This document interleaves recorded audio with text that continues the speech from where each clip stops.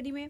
Friends, एडुटेरिया की new book आ चुकी है बिहार दरोगा के लिए, और इसमें आपको फुल लेंथ टेस्ट मिलेगा, और ये वॉल्यूम 1 है उसका। आप लोग इसमें यहाँ देख सकते हैं, इसमें 15 मॉडल प्रैक्टिस सेट है जो हम आपको धीरे धीरे करा देंगे। कल जो अपलोड किया गया था वीडियो वो प्रैक्टिस सेट 1 था, आज का जो वीडियो होगा ये प्रैक्टिस सेट 2 होगा। तो चलिए स्टार्ट करते हैं आज का ये वीडियो। पहला क्वेश्चन है, जब भारतीय न्यायिक पद्धति में लोकहित मुकदमा लाया गया तब भारत के मुख्य न्यायमूर्ति कौन थे? मतलब PIL, यहाँ पे PIL का फुल फॉर्म हो जाएगा पब्लिक इंटरेस्ट लिटिगेशन हो जाएगा, जो उसको हिंदी में लोकहित मुकदमा कहा जाता है। तो उस समय जब ये लाया गया था तो भारत के मुख्य न्यायमूर्ति कौन थे? तो ये हो जाएंगे आपके PN भगवती थे। ऑप्शन नंबर सी इसका राइट हो जाएगा, PN भगवती जी हो जाएंगे। चलिए अगला क्वेश्चन है, संसद में धन विधेयकों के संदर्भ में निम्नलिखित में से कौन सा कथन गलत है? यहाँ पे कौन सा कथन गलत है ये आपको बताना है। तो इसका आंसर हो जाएगा उसका ऑप्शन नंबर डी जो है यहाँ पे गलत दिया है। इस राज्यसभा द्वारा अस्वीकार या संशोधित किया जा सकता है। इसे राज्यसभा द्वारा अस्वीकार या संशोधित किया जा सकता है। तो ऑप्शन नंबर डी जो है ये गलत हो जाएगा, यही आपका राइट आंसर हो जाएगा। चलिए नेक्स्ट क्वेश्चन है, संविधान के किस अनुच्छेद में संसद के संयुक्त अधिवेशन की व्यवस्था है? तो इसका आंसर हो जाएगा आर्टिकल नंबर 108 हो जाएगा, आर्टिकल नंबर 108 हो जाएगा। ऑप्शन नंबर सी इसका राइट हो जाएगा। संविधान के आर्टिकल नंबर 108 में संसद के संयुक्त अधिवेशन की व्यवस्था की गई है, इसलिए ऑप्शन नंबर सी इसका राइट हो जाएगा। चलिए अगला है, भारत के संविधान में किस पद का उल्लेख नहीं है? तो इनमें से कौन से पद का उल्लेख नहीं किया गया है भारत के संविधान में? यहाँ आप लोग देख लेंगे, नहीं पूछा है, तो ये हो जाएगा आपका उप प्रधानमंत्री हो जाएगा। ऑप्शन नंबर बी राइट हो जाएगा।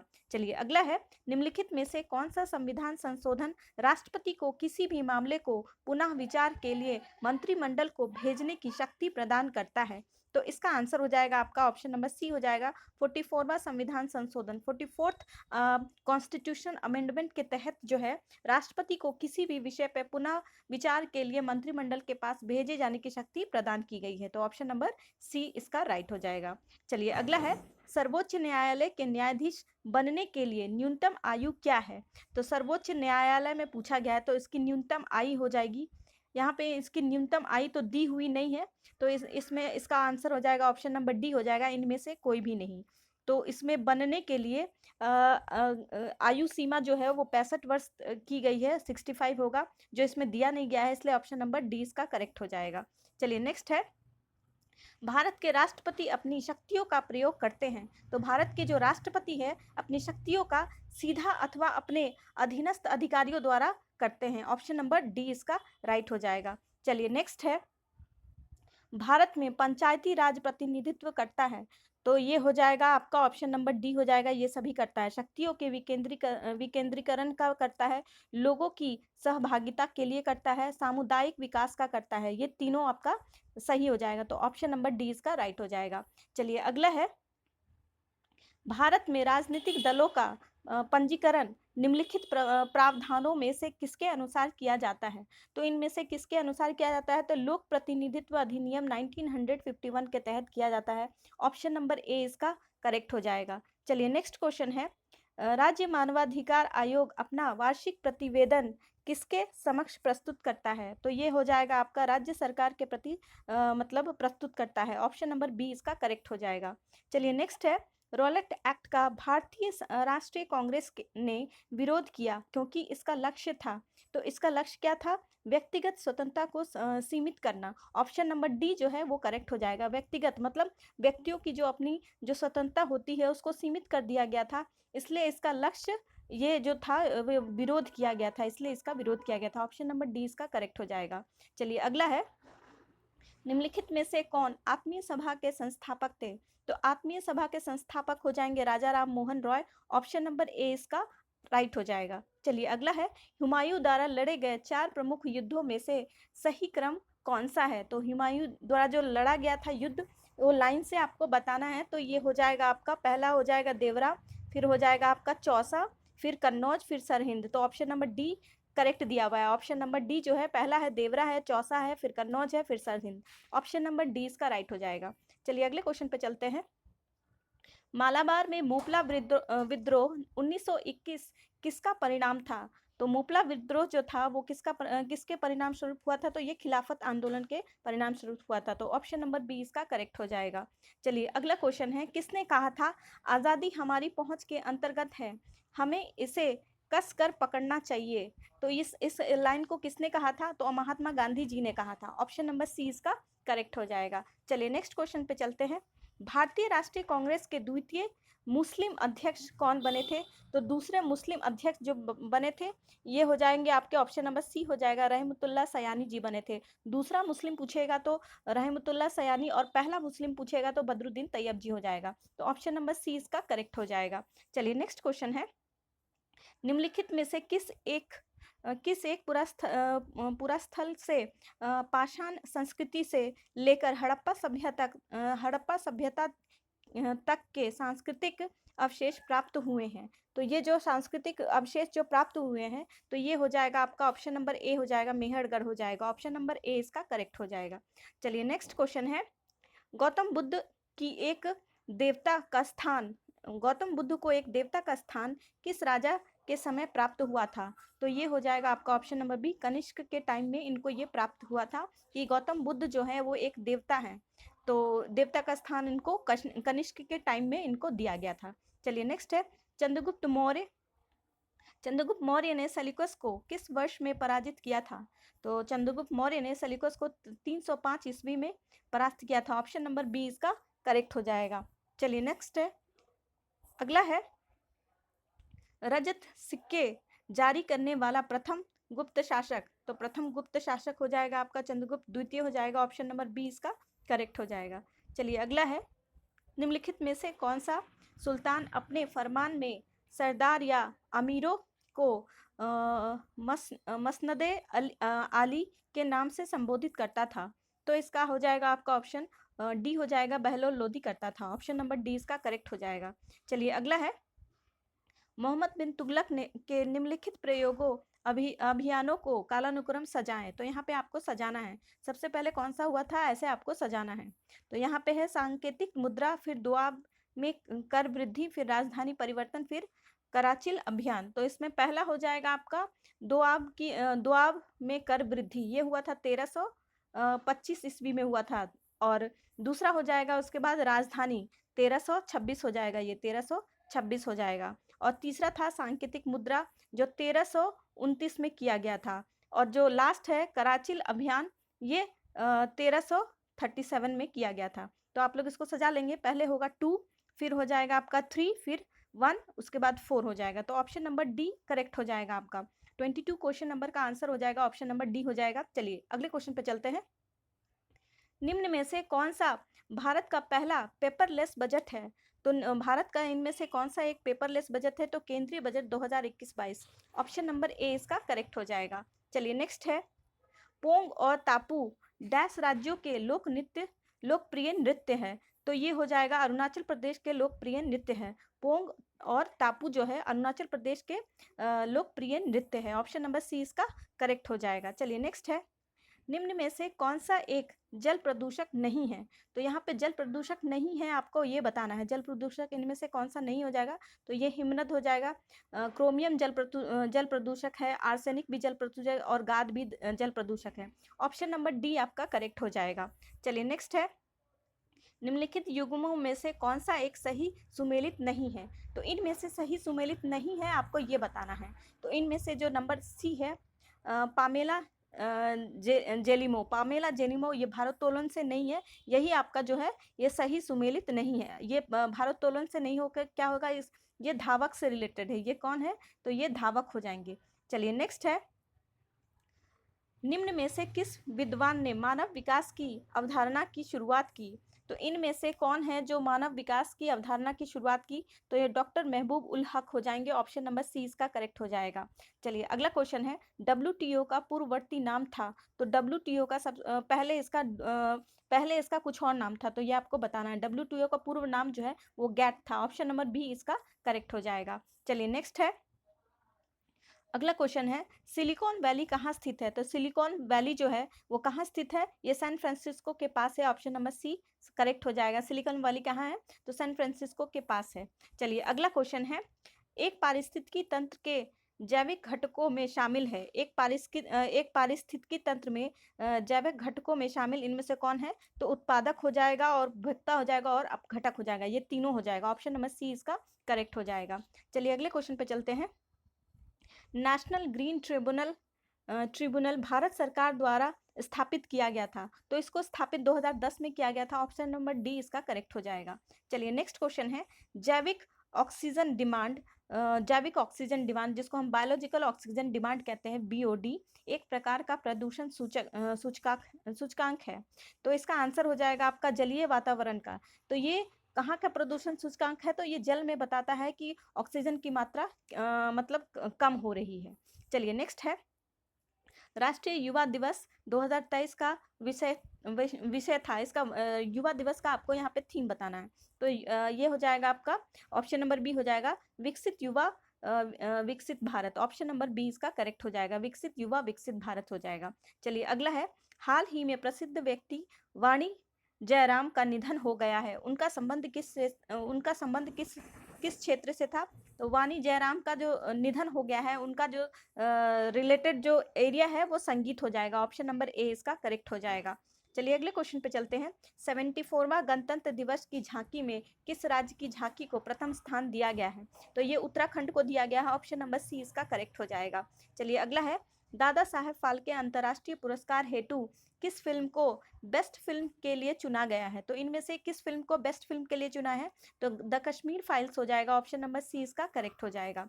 चलिए नेक्स्ट क्वेश्चन है, भारतीय वायुसेना के नए उप प्रमुख कौन बन गए हैं? तो अमरप्रीत सिंह बन गए हैं। ऑप्शन नंबर बी इसका करेक्ट हो जाएगा। अमरप्रीत सिंह जी को भारतीय वायुसेना के उप प्रमुख बनाया गया है। ऑप्शन नंबर बी इसका करेक्ट हो जाएगा।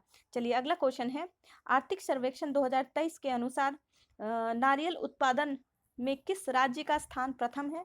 तो नारियल उत्पादन में केरल राज्य का प्रथम स्थान हो जाएगा। ऑप्शन नंबर डी इसका करेक्ट हो जाएगा। चलिए अगला है, 17वां वन स्थिति रिपोर्ट 2021 के अनुसार भारत के कितने राज्यों केंद्र शासित प्रदेश ने 33% भूभाग पर वनावरण लक्ष्य को प्राप्त किया है?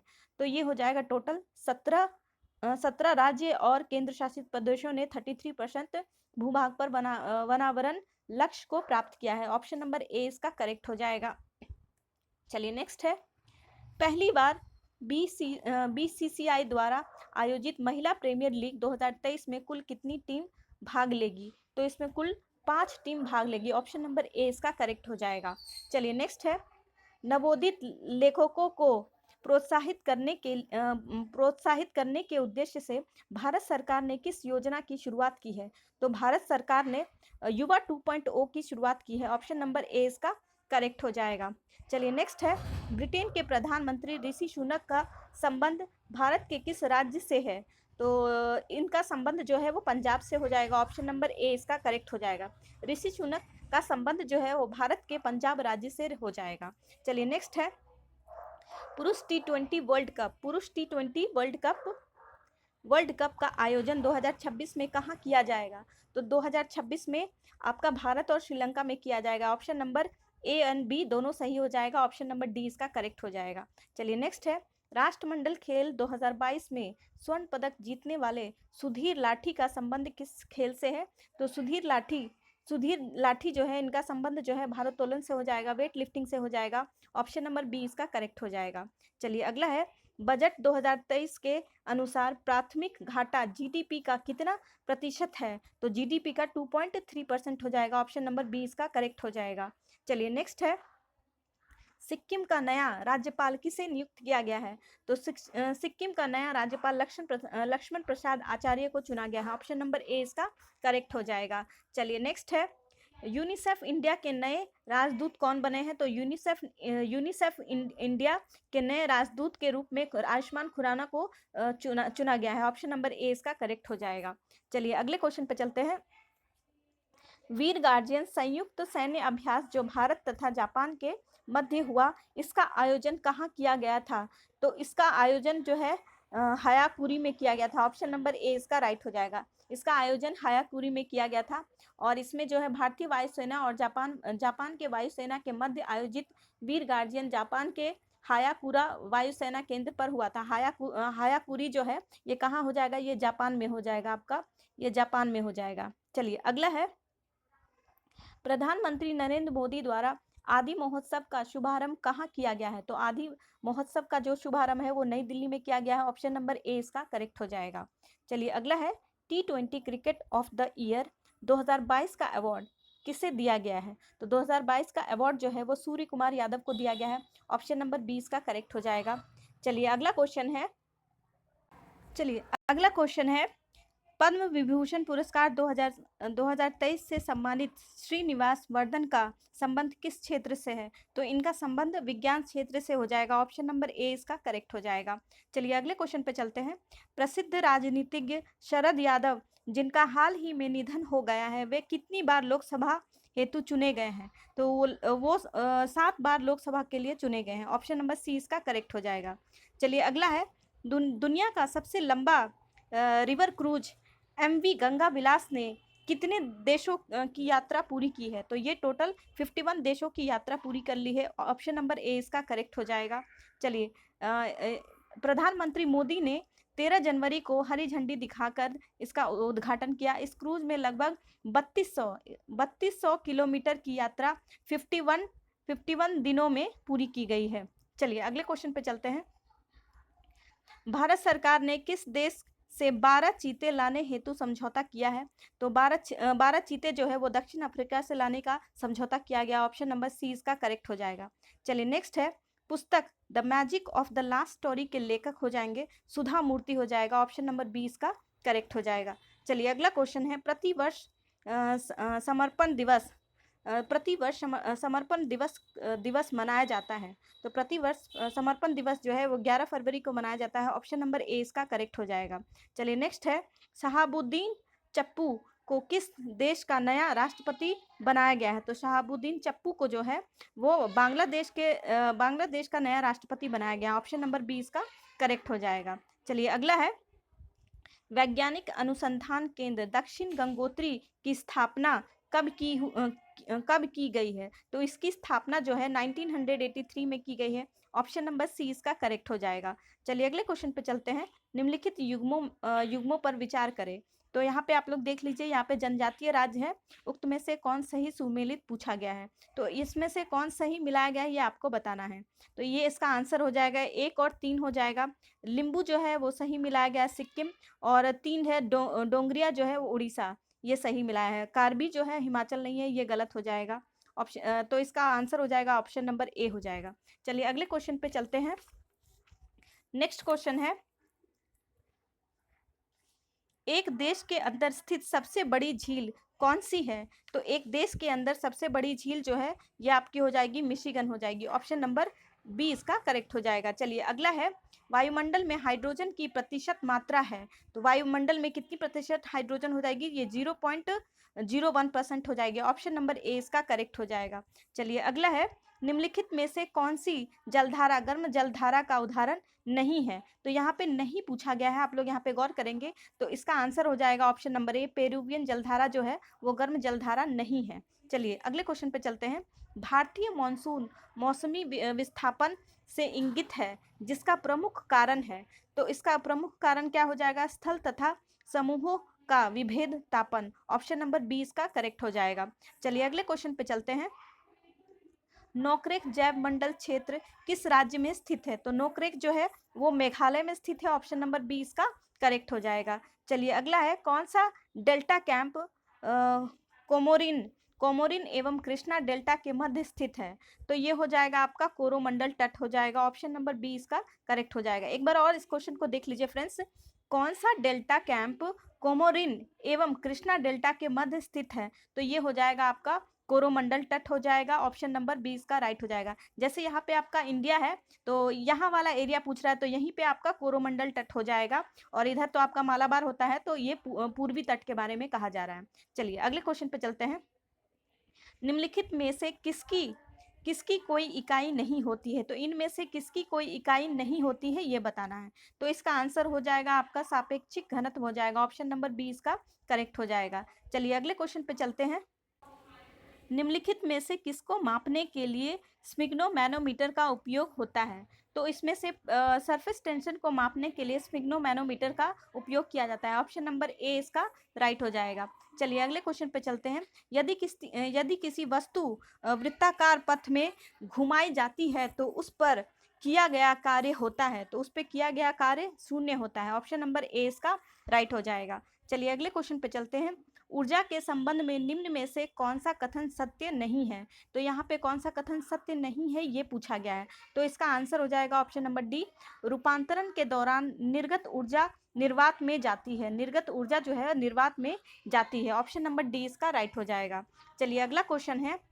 एक पत्थर किसी स्प्रिंग तुला पर बंधा हुआ है। निम्नलिखित स्थितियों में से कौन सी स्प्रिंग तुला के रीडिंग में सबसे कम भार दिखाएगी? तो सबसे कम भार कब दिखाएगी? जब वह पत्थर किसी बीकर के लिए पानी में पूरी तरह से निमज्जित हो जाए। ऑप्शन नंबर सी इसका करेक्ट हो जाएगा। चलिए अगला क्वेश्चन है।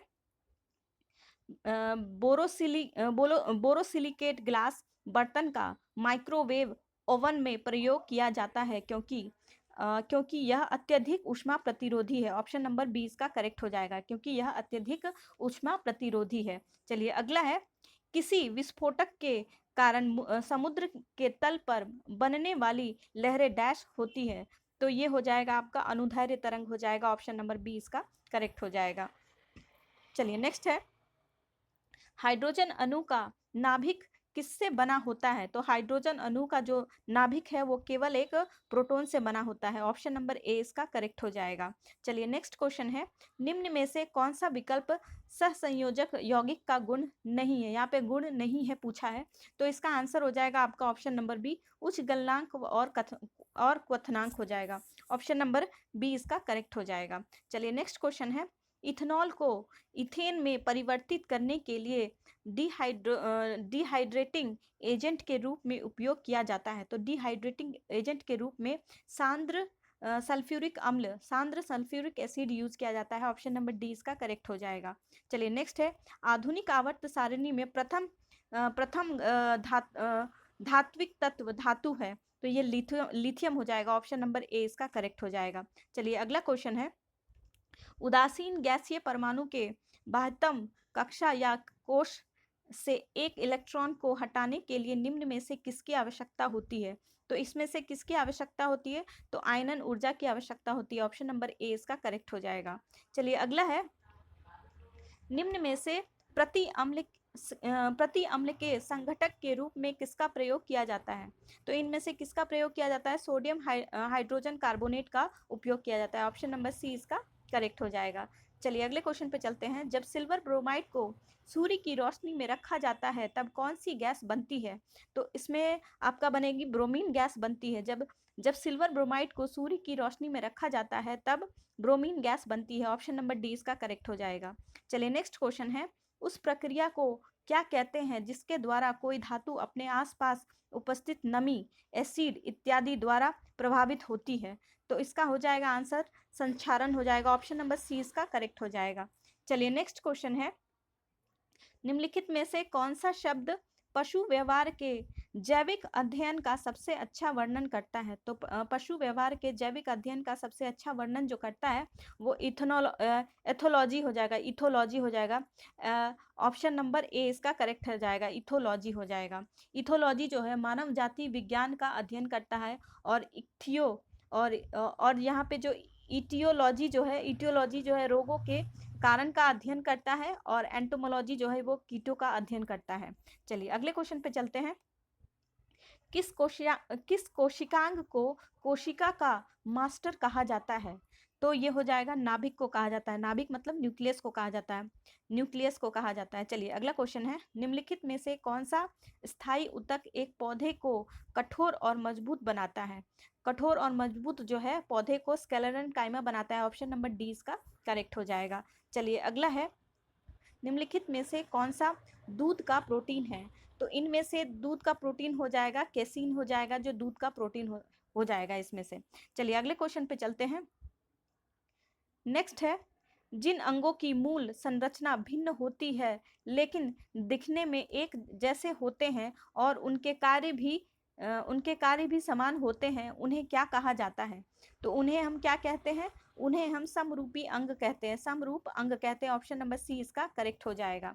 चलिए अगले क्वेश्चन पे चलते हैं। निम्नलिखित में से कौन सा एक अंतः परजीवी का उदाहरण है? परजीवी का उदाहरण हो जाएगा फीताकृमि हो जाएगा। ऑप्शन नंबर ए इसका करेक्ट हो जाएगा। चलिए नेक्स्ट क्वेश्चन है, ऑक्टोपस के खून का रंग कैसा होता है? तो ऑक्टोपस के खून का रंग नीला होता है। ऑप्शन नंबर सी इसका करेक्ट हो जाएगा। चलिए अगला क्वेश्चन है, मानव शरीर के किस अंग पर एंजियो एंजियोप्लास्टी की जाती है? मानव शरीर के किस अंग पर एंजियोप्लास्टी की जाती है? तो ये हार्ट पे की जाती है। ऑप्शन नंबर सी इसका करेक्ट हो जाएगा। चलिए नेक्स्ट क्वेश्चन है, मनुष्यों में बौनेपन के लिए निम्नलिखित में से क्या उत्तरदायी है? तो मनुष्यों में बौनेपन के लिए इनमें से जो मुख्य उत्तरदायी है वो पीयूष ग्रंथि हो जाएगी। ऑप्शन नंबर डी इसका करेक्ट हो जाएगा। देख लीजिए फ्रेंड्स, यहाँ पे जो हमारे शरीर में पाया जाने वाला जो हार्मोन होता है वो पीयूष ग्रंथि में होता है। इस हार्मोन के बिना मांसपेशियों का जो गठन होता है और हड्डियों का जो घनत्व होता है बढ़ना मुश्किल होता है, जो बौनेपन को घटा देता है। चलिए अगले क्वेश्चन पे चलते हैं। इनमें से किस रोग से पीड़ित रोगी भी नेत्रदान कर सकता है? तो ये हो जाएगा आपका डायबिटीज हो जाएगा। ऑप्शन नंबर ए इसका करेक्ट हो जाएगा। जिस भी पेशेंट को अगर डायबिटीज हो तो वो नेत्रदान करने में उसको कोई प्रॉब्लम नहीं है, वो कर सकता है। चलिए अगला क्वेश्चन है, निम्नलिखित में से कौन सा पदार्थ तंबाकू में मौजूद होता है? तो तंबाकू में आपका निकोटीन पाया जाता है। ऑप्शन नंबर सी इसका करेक्ट हो जाएगा। चलिए नेक्स्ट क्वेश्चन है, निम्न में से लघु उद्योगों की क्या समस्या है? तो लघु उद्योगों की इनमें से कौन सी समस्या है देख लेते हैं। पूंजी का अभाव ये भी है, विपणन जानकारी का अभाव ये भी होता है, और कच्चे माल का अभाव, ये तीनों हो जाएगा। ये तीनों सही हो जाएगा तो ऑप्शन नंबर डी इसका करेक्ट हो जाएगा। उपयुक्त सभी हो जाएंगे। चलिए नेक्स्ट है, सेनवैट CENVAT सेनवैट का संबंध है। तो सेनवैट इनमें से किससे संबंधित है? तो केंद्र उत्पादक शुल्क से संबंधित है। ऑप्शन नंबर सी इसका करेक्ट हो जाएगा। चलिए अगले क्वेश्चन पे चलते हैं। भारत में कागजी मुद्रा प्रथम बार कब शुरू की गई थी? भारत में कागजी मुद्रा जो है वो पहली बार कब शुरू की गई थी? तो 1862 में भारत में पहली बार कागजी मुद्रा जो है 1862 में शुरू किया गया था। चलिए अगला है, निम्न में से कौन सा एक भारतीय रिजर्व बैंक का कार्य नहीं है? यहाँ पे RBI का कार्य नहीं है ये पूछा गया है। तो साख नियंत्रण, ओके, साख सृजन, मौद्रिक निधि का निर्माण और अनुसूचित वाणिज्य बैंकों की शिखर संस्था के रूप में। तो इसका आंसर हो जाएगा आपका साख सृजन। ऑप्शन नंबर बी जो है वो नहीं है। RBI जो है साख सृजन नहीं करता है। तो इस साख सृजन को क्रेडिट क्रिएशन कहते हैं, जो RBI बिल्कुल नहीं करता है। चलिए अगले क्वेश्चन पे चलते हैं। यहाँ पे ये आपका यहाँ से आ गया है 5 क्वेश्चन मैथ्स का, तो इसको आप लोग सॉल्व कर लीजिएगा। 96 क्वेश्चन नंबर का आंसर हो जाएगा 17 हो जाएगा। आप लोग इसको सॉल्व करिएगा और कमेंट बॉक्स में इसको कमेंट करिएगा ये बना कि नहीं। चलिए नेक्स्ट क्वेश्चन है और इसका आंसर हो जाएगा आपका ऑप्शन नंबर बी 75 होगा। चलिए अगला क्वेश्चन है, इसका आंसर हो जाएगा आपका ऑप्शन नंबर डी 40J/m हो जाएगा। ऑप्शन नंबर डी इसका आंसर हो जाएगा। चलिए अगले क्वेश्चन का आंसर हो जाएगा आपका 400 मीटर हो जाएगा। ऑप्शन नंबर बी इसका करेक्ट हो जाएगा। अब आज के इस प्रैक्टिस सेट का आखिरी क्वेश्चन है और इसका आंसर हो जाएगा ऑप्शन नंबर ए हो जाएगा। 4460 रुपये हो जाएगा। ऑप्शन नंबर ए इसका करेक्ट हो जाएगा। फ्रेंड्स आप लोग इसको सॉल्व करिएगा अच्छे से। ये 5 क्वेश्चन मैथ्स के हैं तो आप लोग इसको सॉल्व कर लीजिएगा और कमेंट बॉक्स में कमेंट करिएगा। फ्रेंड्स अगर हमारा वीडियो आप लोगों को अच्छा लग रहा है तो प्लीज़ से रिक्वेस्ट है, प्लीज़ से हमारे चैनल को आगे बढ़ाइए और प्लीज़ से सब्सक्राइबर को भी बढ़ाइए, तो अपने फ्रेंड्स में शेयर करिए और वीडियो को लाइक करिए। थैंक यू फ्रेंड्स, मिलते हैं इसी तरह नेक्स्ट वीडियो में। आप लोग अपना प्रैक्टिस इसी तरह अच्छी तरह से करते रहिए। Thank you.